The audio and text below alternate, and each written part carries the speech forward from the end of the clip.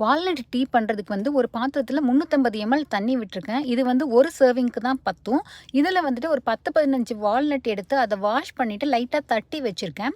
அதையும் அதுக்கப்புறமா சுக்கு பவுடர் வந்து ஒரு 1/2 டீஸ்பூன்லேருந்து 3/4 டீஸ்பூன் வரைக்கும் சேர்த்துக்கலாம். சுக்கு இல்லை அப்படின்னா வந்துட்டு 1.5 இன்ச்சு வந்து இஞ்சி சேர்த்துக்கலாம்.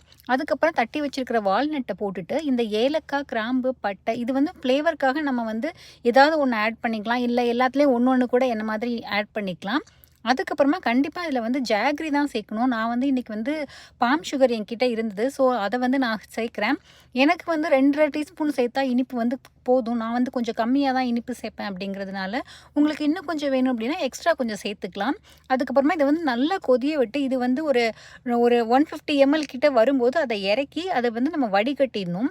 வடிகட்டினதுக்கு அப்புறமா வந்து அதில் இருக்கிற அந்த வால்நட் எடுத்து உள்ளே போட்டு அது சாப்பிட்றதுக்கு வந்து க்ரன்ச்சியாக நல்லாயிருக்கும் இந்த டீ கூட. இல்லை அப்படின்னா வந்து அந்த வால்நட்டை சேவ் பண்ணி வச்சுட்டு லேட்டராக கூட நம்ம திருப்பி யூஸ் பண்ணிக்கலாம்.